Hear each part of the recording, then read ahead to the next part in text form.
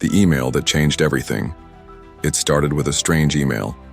Sundar Pichai, sitting at his desk in his quiet home office in Palo Alto, blinked at the screen. The message had no subject line. It was from an unfamiliar address. There was no company logo, no fancy signature, just one sentence that felt like a whisper from the past.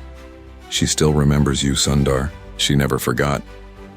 His first instinct was to delete it. Spam, maybe. Or worse. Someone playing a game. But something in the way the words were written made him pause. He leaned back in his chair, fingers hovering above the keyboard, eyes narrowing. She. Who was she? The air felt different, heavier. He clicked on the message again, scanning for clues. At the bottom was a tiny link, no description, just a blue underline. Curiosity 1. He clicked. The screen flashed, then loaded a video. Grainy. Footage appeared, clearly filmed on a phone. It showed an elderly woman in a dull green uniform, hunched slightly, wiping tables at what looked like a hospital cafeteria. Her hair was silver, tied back in a loose bun. Her movements were slow, careful, but there was something familiar in them, something almost maternal. Sundar's breath caught. He leaned closer. Then she turned toward the camera and smiled. It was a tired smile, worn down by years, but behind it was a warmth, a softness that struck him like thunder. It was her, Amma, his childhood nanny. Memories hit him like waves. The way she used to sing softly while chopping vegetables. The smell of turmeric and soap that clung to her sari. How she would sneak him an extra spoon of mango pickle when his mother wasn't looking. The stories she told during power cuts, by candlelight. The way she called him Kanna, a Tamil word for my dear. With such affection it felt like a shield against the world. He hadn't thought of her in years. Life had moved fast. Degrees, jobs, promotions, airports and boardrooms and presentations. But suddenly he was a 10-year-old boy again, sitting on the kitchen floor watching Amma knead dough with strong, wrinkled hands. His throat tightened. Why was she still working? And in a hospital cafeteria of all places? He grabbed his phone and called his mother in Chennai. The ringtone buzzed like a mosquito in his ear. After 4 rings, she answered. "Amma," he said, voice shaky. "Do you remember our nanny? The one who stayed with us when I was little?" There was a pause. Then his mother said softly, "How could I forget? She practically raised you. Do you know where she is now?" Another pause. Longer this time. "Sundar," she said slowly, "I haven't heard from her in many years. After she left our home, she moved to Bengaluru, I think. She had family there, but then we lost touch." He rubbed his forehead, trying to process. "Did you know she's still working?" he asked. His mother gasped. "Still working? She must be, what, 85? "Yes, maybe older." For a moment, neither of them spoke. The silence stretched like an open wound. Then his mother said something that surprised him. "You know, I always thought she disappeared because she didn't want to be a burden. She never asked for anything, not even when your father fell ill and we had to let her go. She just smiled and said, 'I've already received more than I deserve.'" Sundar felt like the air had been punched out of him. He remembered that day. He'd been too young to understand fully, but he recalled the confusion, the packed bag, the hug that lasted a few seconds too long, and her eyes, sad but proud. He had never said goodbye properly. He ended the call and stared out the window. The sun was setting, bathing everything in a soft golden hue. Birds fluttered across the sky like tiny black commas writing their own stories. He felt a tug inside, a mix of guilt and urgency. He needed to find her, not just because she had once cared for him, not just because she had given up years of her life to raise someone else's child, but because in a world where people are so easily forgotten, where time and distance stretch memories thin, someone had remembered him. Someone had kept him safe when he was small and scared and full of questions. And now she was out there, cleaning tables at 85. He reached for his laptop, opened a search engine, and typed in every possible combination of her name and The word hospital and cafeteria and Bengaluru. Hours passed. Websites loaded. Dead ends. Broken links. But then, around midnight, he found a clue. A local blog post about hospital staff in Bengaluru being celebrated for their service during the pandemic. The photo was blurry, but in the background, half hidden behind a balloon arch, was a familiar face. Older, more fragile, but unmistakable. Amma. His heart pounded. The hospital was real. The name was listed. He copied it down and stared at it like it was a secret map to a buried treasure. He wasn't going to send an assistant. He wasn't going to call ahead. This was personal. The next morning, Sundar boarded a flight to India under a different name. No press, no attention, just him, a backpack, and a mission. What he didn't know was that his visit would set off a chain of events no one could have predicted, because Amma had a secret that would shake everything Sundar thought he knew about his past, and someone else, someone watching closely, was waiting for him to arrive, waiting with their own reasons that had nothing to do with kindness and everything to do with revenge. The woman behind the glass, the taxi ride from Kempegowda International Airport to the heart of Bengaluru, was long, loud, and full of smells Sundar hadn't experienced in years. Roasted peanuts, dust, exhaust fumes, and the occasional surprise of jasmine flowers. His window was half open, and the warm air whipped against his face like a forgotten lullaby. Everything looked familiar but changed, like a childhood drawing, redrawn by a stranger. He checked the crumpled piece of paper in his pocket again. Shanti Care Hospital. Cafeteria wing. The address was circled 3 times in blue ink. Below it, he'd scribbled 2 words to remind himself. No security. He didn't want anyone blocking his path. He didn't want this to be official. He didn't even want them to know he was Sundar Pichai. He stepped out of the cab just before noon. The hospital was older than he expected. Cream-colored walls streaked with dirt and time. Vines climbed the side like green veins, and the sign above the entrance looked like it hadn't been cleaned since the 90s. A woman in a pink sari swept the sidewalk, pausing to nod politely at him. He nodded back, then entered. Inside, the air changed. The sterile smell of antiseptic, quiet beeping from distant machines, soft murmurs of families waiting, hoping, grieving. It was a place full of stories, but he was here for one. The cafeteria was down a hallway to the right. He followed the signs, heart thudding. Every step made him feel younger and smaller. He could almost hear her humming, almost feel the gentle push of her hand against his back when he wouldn't go to school. The cafeteria wasn't busy. A few patients. 2 doctors with stainless steel tiffin boxes. And behind the glass serving counter, arranging idlis on a steel tray with delicate precision, was her, Amma. She hadn't seen him yet.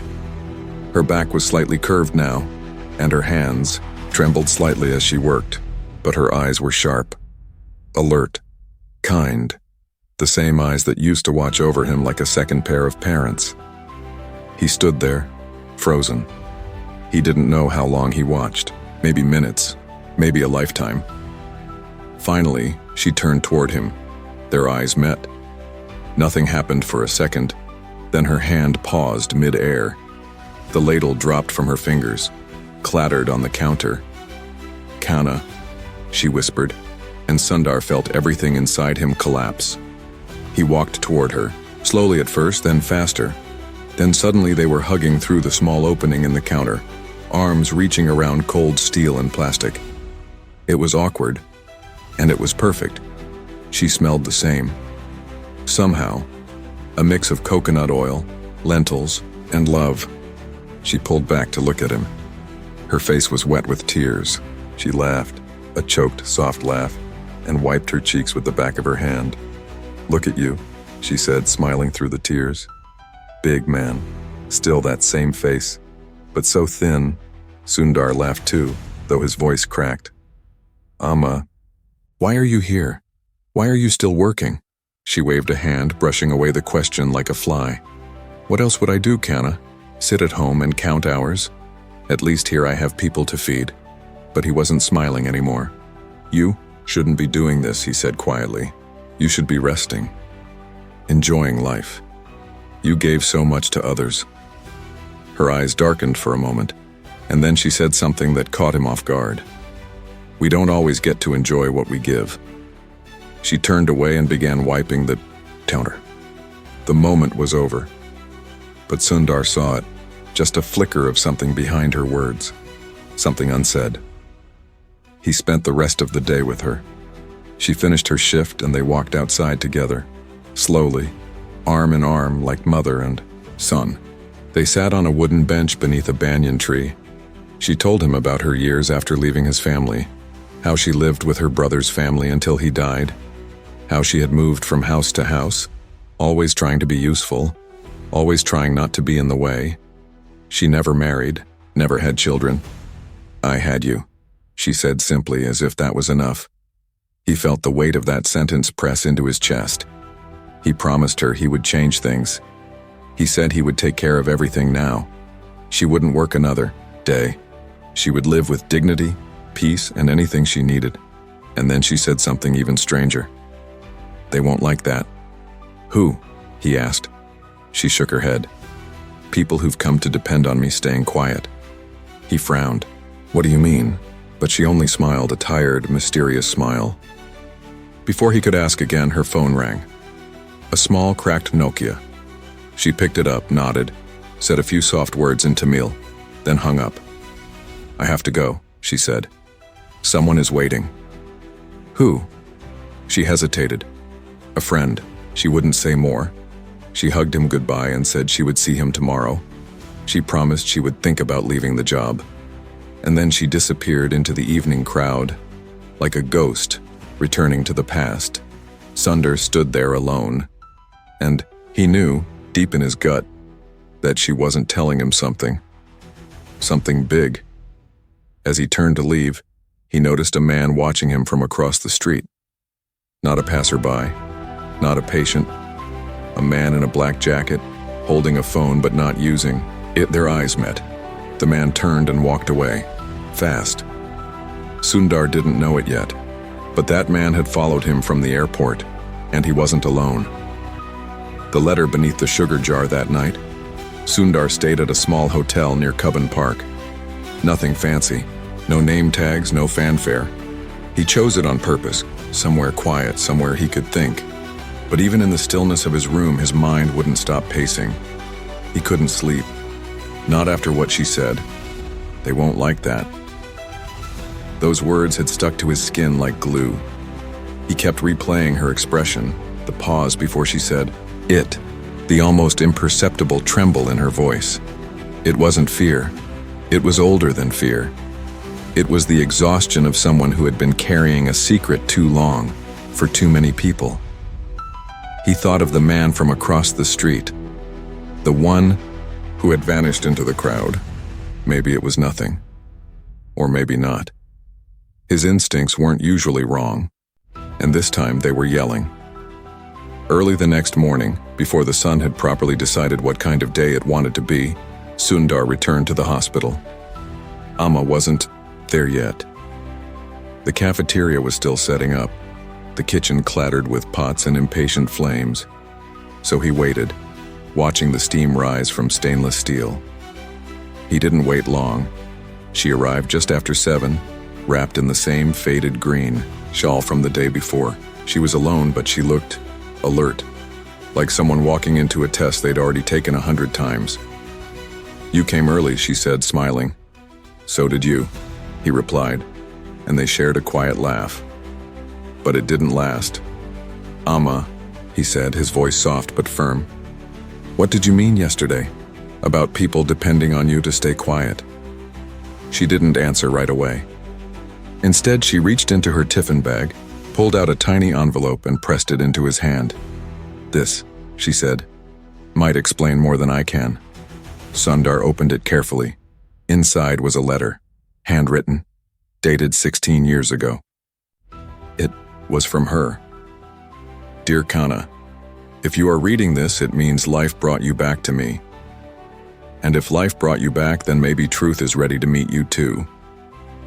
There are things I never told you. Not because I didn't trust you, but because I didn't want to burden the boy who used to build castles out of rice grains on my kitchen floor. But you are not a boy anymore. And this story is no longer mine to carry alone. I once worked for a family before yours. They were powerful, very powerful. They did things that were not just cruel, but illegal. I witnessed something that cost someone their life. I kept quiet because they made sure I would, and when I tried to leave, they made me disappear. Your family saved me without knowing it, by hiring me, by giving me a place to hide in plain sight. But I never stopped looking over my shoulder. Now they are watching again. I don't know why. Maybe they think I know more than I do. Please, be careful. And if you decide to dig, know this. Some doors, once opened, do not close quietly. Sundar stared at the page for what felt like hours. His heart beat slower, heavier. He looked up at Amma. Who are they? She shook her head. I'll tell you everything, but not here. He nodded. I'll come to your place tonight, he said. She hesitated again. It's not safe, not mine. I rent a room in a house with 4 other women. Thin walls, too many ears. Sundar thought for a moment. Come with me.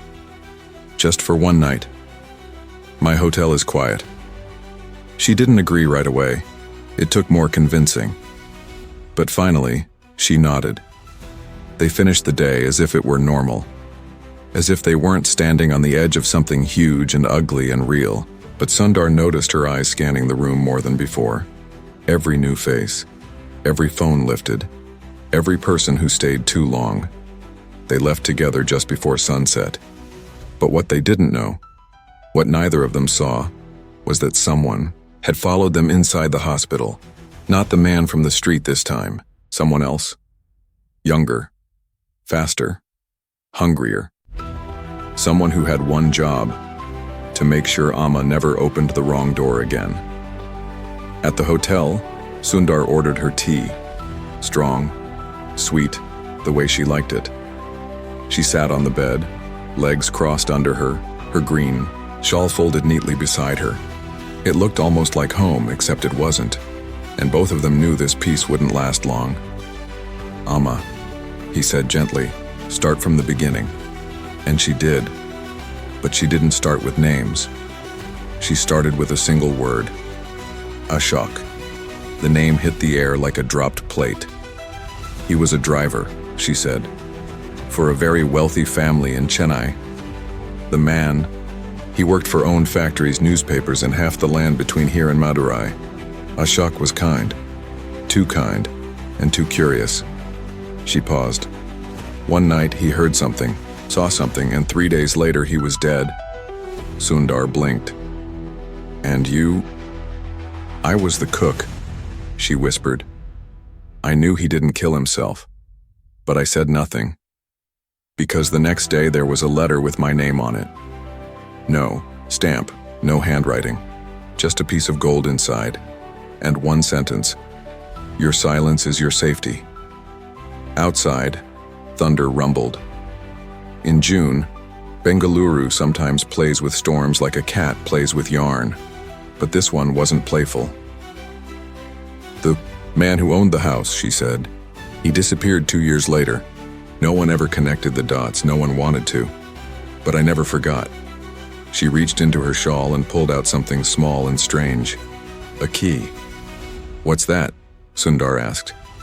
A safety deposit box, she said. In Mumbai. I kept one thing from that house. A tape. Audio. I don't know what it means, but someone might. Why didn't you give it to anyone? Because no one would believe a servant. The lights flickered. 1 second. 2. Then went dark. The room fell. Silent. A hum filled the air. The kind of hum that doesn't belong. Too low to be electricity. Too high to be wind. Sundar stood up. Stay here, he whispered. He moved toward the door. But before he could open it, the knob turned on its own. Just slightly. Just enough. Someone was on the other side, waiting.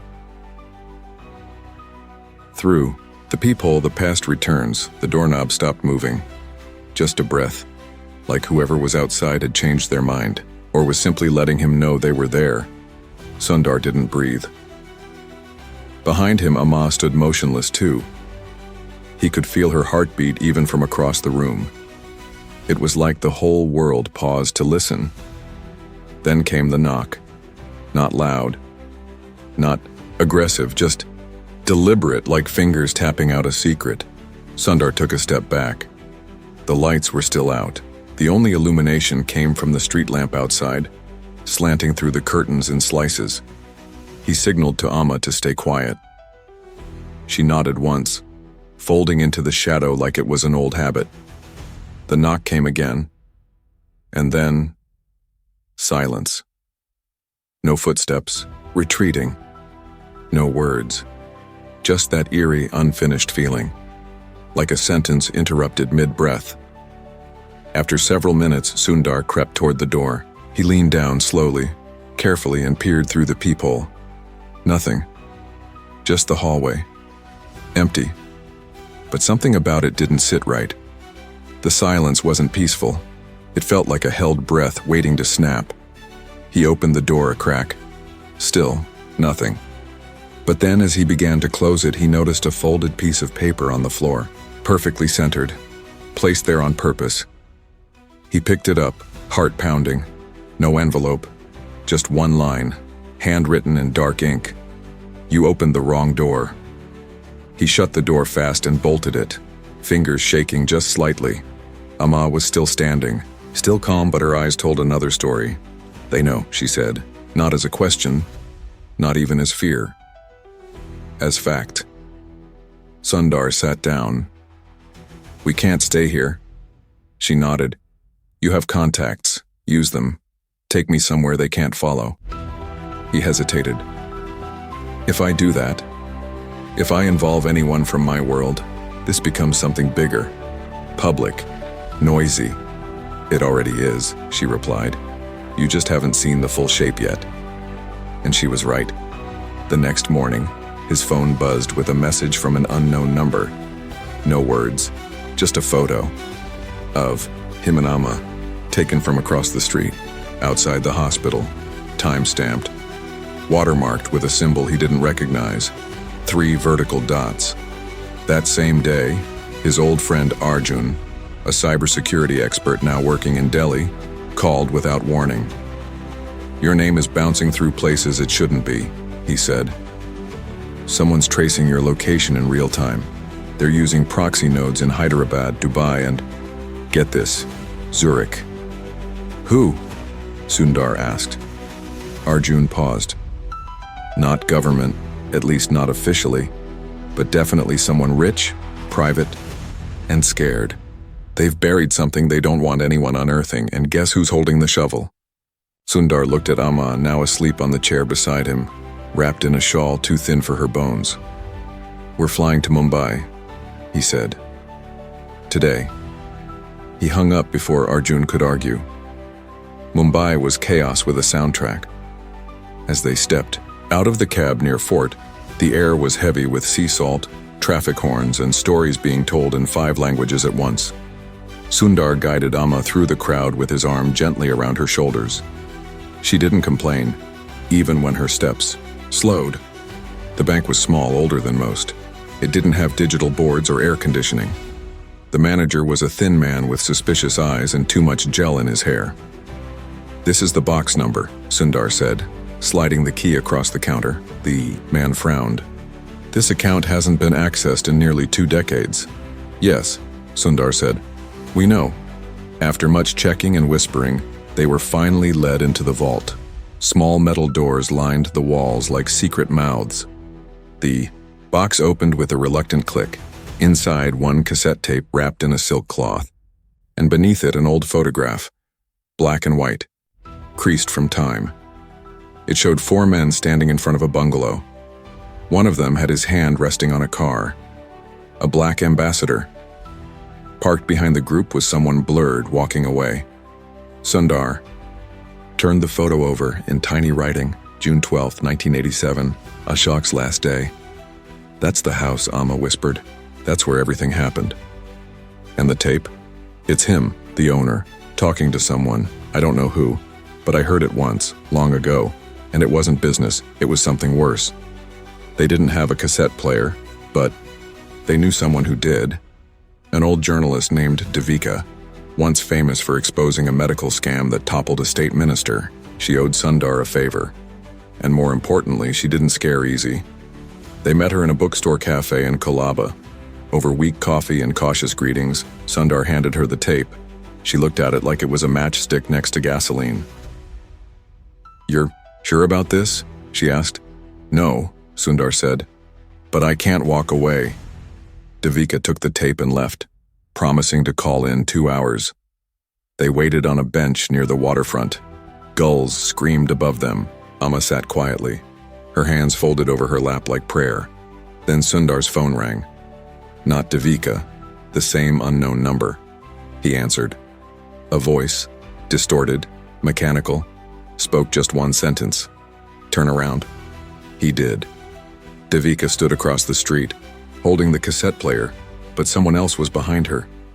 A man in a leather jacket, face hidden under a baseball cap. He wasn't there for small talk. He reached forward. Devika screamed. The tape recorder hit the pavement, shattered, and the man vanished into the crowd. Every truth has a bodyguard. People always imagine truth as something clean, white, glowing, light spilling through a dark doorway. But Sundar learned something different that day. Truth was loud, messy, running down a crowded street, chased by a stranger with no name, while a broken cassette tape bled its secrets onto hot Mumbai pavement. Devika didn't stop running until they were 3 blocks away, behind a shuttered bakery with a rusted gate. Her breath came in bursts. The cassette player was gone, snatched by the man in the leather jacket before he disappeared like smoke. But Devika had done something clever. She'd recorded the tape's contents on her phone before they left the cafe. She looked at Sundar with wild eyes and handed him the phone. "You're not going to like this." He played the file. The voice was grainy, muffled by age and tape hiss, but clear enough. A man was speaking, calm, too calm. "You think we can't hide one body?" the voice said. Ashok knew the risk. He listened at the wrong door. Then silence. Then laughter. Low, cruel. Another voice answered. One Sundar didn't recognize. Younger, tense. But the maid saw something. Then pay her to forget. Or scare her. And the first voice laughed again. There's always a way. India is full of quiet people. Amma closed her eyes, the weight of memory folding her inward like paper. Devika looked pale. This could still be political. The family he worked for, they have descendants, sons in parliament, business ties in Singapore. You want to drop this on the world? They'll bury you in headlines. Or worse. Sundar didn't reply. He was staring at Amma. She didn't need to say anything. Her silence was full of words. They went back to the hotel. Not the same one. They moved across the city, changed names, paid in cash.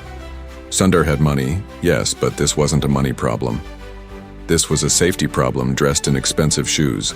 In the new room, Amma sat by the window. She didn't speak for a long time. She just stared out at the traffic below as if waiting for something to rise out of it. Finally, she whispered, "I kept that tape for years, not to punish them, not even to protect myself. I kept it because I thought one day, maybe someone, like you would hear it, someone who could do something." Sundar sat beside her. "We can still go public," he said. "We have the file. Devika has contacts. We can blow it open." "And what happens after?" Amma asked. He didn't answer, because that part, the after, was murky. Courts, headlines, backlash, people digging through Amma's past through his. Her name would become part of something loud, something cruel. The world would pick her apart to see if she was credible. She would be reduced to a side character in her own story. And deep down, Sundar hated that idea. He had a question, now not about justice, about her. "Amma," he said softly, Why did you leave us so suddenly back then when Appa got sick? Her eyes stayed on the window. Then she said something that cracked him in places he didn't know were breakable. Your mother asked me to. Sundar blinked. What? Not in anger, Amma said. In fear. Your father's illness. It was heavy. She thought it would break the family. She didn't want me to see it. She didn't want you to have memories of me being there during your darkest days. She wanted to protect me. Imagine that. A woman who hired me to scrub floors wanted to spare me pain. Sundar swallowed the lump rising in his throat. And you left without a word. Because I loved her, she said. And because love sometimes looks like walking away. They sat in silence again, until the phone rang. Not his. Her phone. The old Nokia, she answered quietly. The call lasted 15 seconds. She put the phone down, eyes unreadable. We need to go to Chennai, she said. Why? Because someone just confessed. That night they boarded a train, no planes, no trackers. A second-class sleeper coach. No luxury, just iron bars, flickering lights, and the smell of old metal and cardamom. Sundar hadn't traveled like this in decades. He sat across from her, watching her sleep against the window, her hands folded in her lap like an old prayer still waiting for an answer. They arrived just before dawn. Amma led him through narrow streets, past temples and shuttered markets to a small house behind a rusted gate. A woman opened the door. A nurse once hired by the same family Amma had worked for. Now old, nearly blind, but still with a memory sharp as fire. She was the one who had called. She sat them down, poured tea, and began to speak. Ashok didn't just see something, she said. He recorded it. Recorded what? Sundar asked. She reached into a drawer, pulled out a single photograph. This one wasn't black and white. This one was color, and in it, frozen mid-frame, was a man Sundar recognized. His uncle, his mother's older brother, a politician. A man who had once smiled at Sundar when he was just 8 years old and said, "Remember this face, Kana? One day I'll be important." Amma gasped. Sundar took the photo with trembling fingers. Your family, the nurse said, wasn't just nearby when things went wrong. They were inside it. The room fell silent. Outside, dogs barked in the distance. Sundar looked at the photo again. And suddenly, the word truth felt heavier than it ever had. Not glowing, not white, but gray, like ash. Silence has a shape. Toothy, photo sat on the table between them like it had its own temperature. Sundar stared at it for a long time. His uncle's face hadn't changed much over the years. Same square jaw, same confident smirk.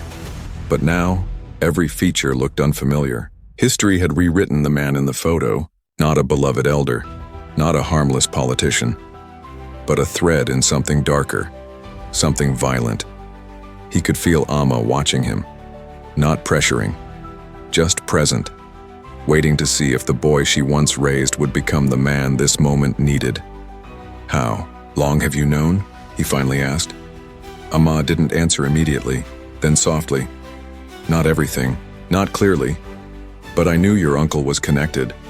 I saw him at the house the night after Ashok died. I saw him hand a briefcase to someone. I saw his hands shake. Sundar felt a part of him fracture, quietly, like hairline cracks forming under glass. You let me grow up thinking we were the good ones, he said, voice barely more than breath. You were the good ones, Amma replied gently. You were just standing too close to something rotten. It was hard to speak after that. They stayed in Chennai for another 2 days, not because they had to, but because letting go of a lie takes time. In that small house, over bowls of sambar and bitter coffee, they pieced together more fragments. The nurse had kept a diary, pages and pages of observations from her time inside that estate. Names, dates, habits, payments. She'd tried once to tell someone, but no one had listened. Why now? Sundar asked her. The old woman smiled with a kind of sadness that only comes from years spent being invisible. Because she came back, she said, nodding toward Amma, and you followed her. Sometimes a story doesn't end until someone turns around and listens. On the morning of the third day, Sundar stood at a crossroads, literally and figuratively. In one direction was revenge, trial, chaos. Truth unpacked on national television, his family name in headlines. Amma dragged into the spotlight, a relic for the world to consume. An old woman asked to relive her worst nights in front of cameras and courtrooms. In the other direction, silence, not forgetting, not forgiving, but choosing to protect what little peace she had left, honoring the years she had survived, not the ones that had broken her. He asked her what she wanted. She looked at him for a long time, then reached for his hand. "What I want," she said. "I want to rest, not fight. I've spent a lifetime being a witness. Let me spend my last days being a woman." So he nodded, not because it was the easy choice, but because it was the kind one. He returned to the United States 2 weeks later. Amma didn't come with him. He offered. Of course he offered. A home, a nurse, anything she needed. But she shook her head, smiled, and said, "My story is here, not there. This soil knows me. This light understands my face." Instead, he bought her a house, a small, quiet place near a temple she liked, painted blue. 2 rooms, a garden, a bench out front. Every week a care package arrived. Sometimes fruit, sometimes books. Once, an old tape recorder with a note that read, "Some stories are meant to be heard again, in your own time." He visited, often, not as Sundar Pichai, CEO, leader of tech empires, just as Kanna, her boy, the one who used to steal gulab jamuns and pretend he didn't. She aged, yes. Her hair thinned, her steps slowed, but her laugh stayed strong. Her stories got longer, and in the final few months of her life, she seemed to shrink and shine at the same time, like a star moving closer to the end of its orbit. She passed away one morning during prayer, peacefully, hands folded, eyes closed. And when Sundar arrived, for her ceremony he brought no cameras, no entourage, just a single garland of jasmine. He placed it on her photo and whispered one word, the same one she used to call him when he was small. Kanna. The world never knew her name. There were no articles, no justice delivered by court. But in one corner of India, there stood a blue house with a garden full of sunflowers and a bench facing east. And in that space, a truth lived quietly, not hidden, not shouted but honored. And sometimes the best stories end not with applause but with silence that finally feels safe.